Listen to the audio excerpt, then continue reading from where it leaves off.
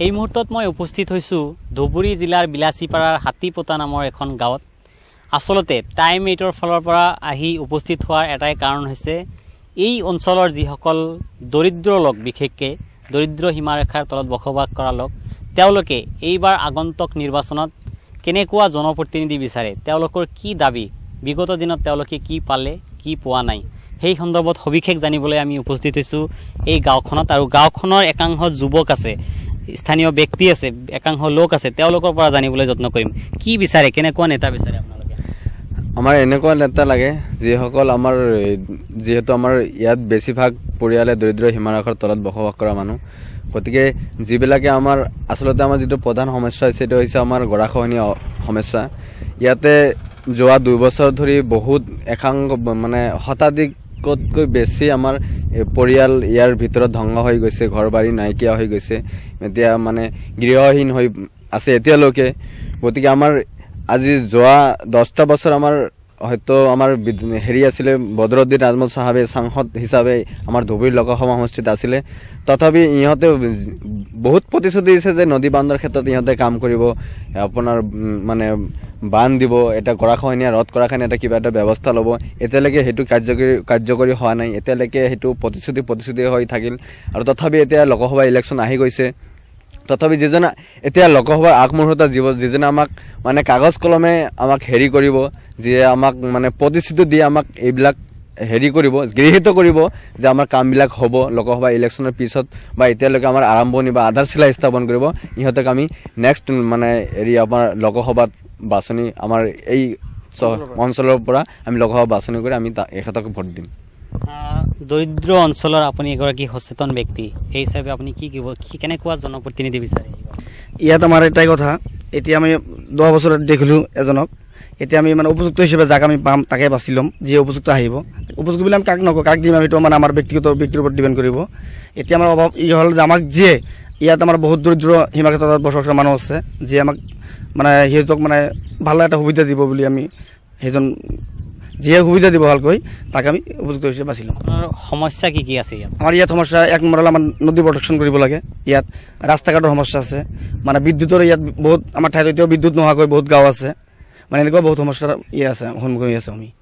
আৰু দৰিদ্ৰ লোক আছে ইয়াৰ স্থানীয়, কি আপোনাৰ কি মহল আলী, কেনেকুৱা জনপ্ৰতিনিধি বিচাৰে? আহান দেখেন এই সমস্যা, আমার নদীর সমস্যা খুব, আমার গরিব আছে মানুষ, বুঝছেন, নাই আমার জায়গা বাসা নাকি জিনিসগুলো আসলো সব নদী ভাঙছে, কোন থাকি কি সময় আছে কি খাই কোনো ধরনের নাই। আমার 10 বছর এমপি সাহেব আসলো বদরুদ্দিন আজম, সে দেখে গেছে কোনো আঙুল গুল মাসে একটা সুবিধা নাই খেয়ে কিছু দেয় নাই খেয়ে আমাদের, বুঝছেন, এই মস্ত অন্য গেছে বুঝছেন। আমি বুঝতো আমার মানুষ, আমরা হয়তো পথে গাড়াই, হয়তো কালবাড়ি উডুলি আমরা আসি, বুঝছেন, গরিব মানুষ কি করবো, জায়গায় ইনকাম করে খাই, ইস্কে চলাই খাই, চলে খাই, কোনো তো চলে আসে, বুঝছেন। মানে সাধ্য নাই আমরা এক মাটি কিনা ঘর উঠামো, এই সাধ্য নাই, টাকা নাই, কিছু নাই, পুজো পারবো নাকি ঘর বাড়ি করবো, কোনো মতো আমার আবজা আছে, এটা আমার নিমন্ত্রণ, আমার কথা বক্তব্য।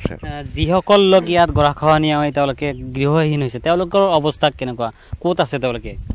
ক'ত আছে মানে কি বেলেগ বেলেগ জেগাত গৈছে। আমাৰ হাতীপোতা জিপিত যিবিলাক মানুহ আছিল এজনো নাই এতিয়া, কোনোবাই গৈছে বাঙালীপাৰা জিপি, পশ্চিম সমষ্টি পাহাৰ অঞ্চলত গৈছে, এজনো নাই ইয়াত।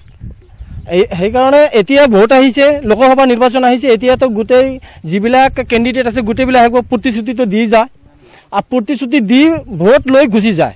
কিন্তু এতিয়া আমাৰ যিবিলাক ভিতৰীয়া অঞ্চলৰ আমাৰ যিবিলাক ল'ৰা বা যিবিলাক গাঁওবাসী আছোঁ, আমৰা নিজে বাছনি কৰিম যি কেণ্ডিডেটক ভোট দি আমাৰ উন্নতি হ'ব, সেইটো বাছনি কৰিম, আমালোকে নিজে এইটো বাছনি কৰিম। নিৰ্বাচন সম্পৰ্কে আপুনি কি ক'ব বিচাৰে এইবাৰ? আমি নিৰ্বাচন সম্পৰ্কে বিচাৰোঁ যে যোৱা 2017 চনত আমাৰ ধুবুৰী লোকসভা সমষ্টিৰ সাংসদ বদৰুদ্দিন আজমল চাহেবে নাইৰে আহিছিল। আমি এইখন গাঁৱৰ প্ৰায় 100জন মানুহ আমি তাক অনুৰোধ কৰিছিলোঁ যে কিবা এটা কৰিব লাগে, আমাৰ গাঁওখন ভাঙি শেষ হ'ল। কিন্তু সি মানে প্ৰতিশ্ৰুতি দিলে, কিন্তু একো কাম নকৰিলে। কাম নকৰাত মানুহবিলাকে ঘৰ বাৰী ভাঙি বিভিন্ন ঠাইলৈ গ'ল, কোনোবাই পাহাৰলৈ গ'ল।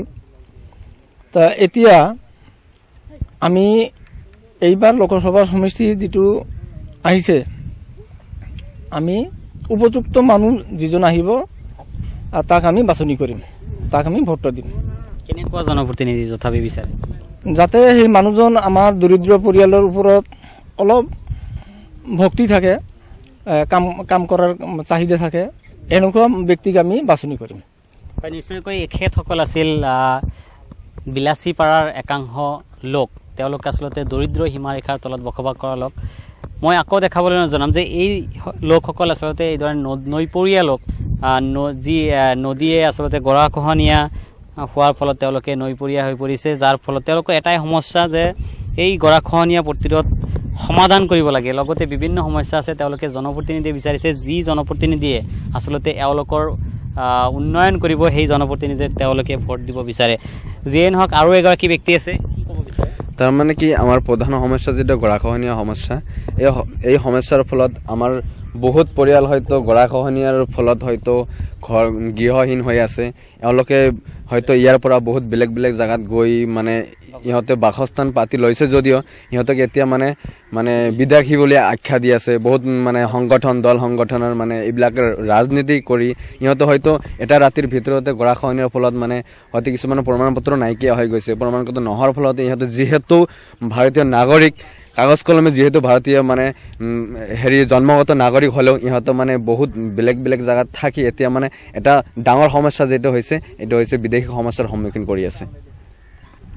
এইখিনিয়ে আমাৰ ক'ব লগা। আৰু এইখিনি যাতে আমাৰ যিটো আমাৰ নাগৰিকপঞ্জী যেতিয়া আমাৰ আহিছে, মানে বিভিন্ন ধৰণৰ NRCৰ সমস্যা আহি আছে, ইহঁতে এইবিলাক সমস্যা মানে ফেচ কৰি আছে। আৰু লগতে মানে ইহঁতক মানে দুখীয়া মানুহ ইহঁতৰ গৃহহীন হৈ থকা অৱস্থাতে ইহঁতক কোৰ্টৰ চক্কৰ কাটিব লগা হৈছে। কাৰণ পইচা নোহোৱাকৈ কিমান মানে কিছুমান ডিটেকশ্যন কেম্পতো আছে এতিয়ালৈকে। গতিকে এওঁলোকে এইটো আমাৰ ডাঙৰ সমস্যা, যিহেতু আমাৰ দুখীয়া মানুহবিলাকে গৃহহীন হৈ যোৱাৰ পিছতো আমাৰ এতিয়া বহুত বিগত 10টা বছৰ গুচি যোৱাৰ ফলত আমাৰ সাংসদ বদৰুদ্দিন আজমলে ইয়াত এনেকুৱা এটা ষ্টেপ লোৱা নাই গৰীবৰ মানে দুখীয়া মানুহৰ ক্ষেত্ৰত, বা মানে আপোনাৰ যিটো নদী বান্ধৰ ক্ষেত্ৰত এনেকুৱা কোনো ধৰণৰ ষ্টেপ লোৱা নাই। যিহেতু প্ৰতিশ্ৰুতি দিছিলে, মানে নিৰ্বাচনৰ আগত প্ৰতিশ্ৰুতি দিছিলে, কিন্তু এই প্ৰতিশ্ৰুতিবিলাকে এতিয়া প্ৰতিশ্ৰুতি হৈ থাকি গ'ল।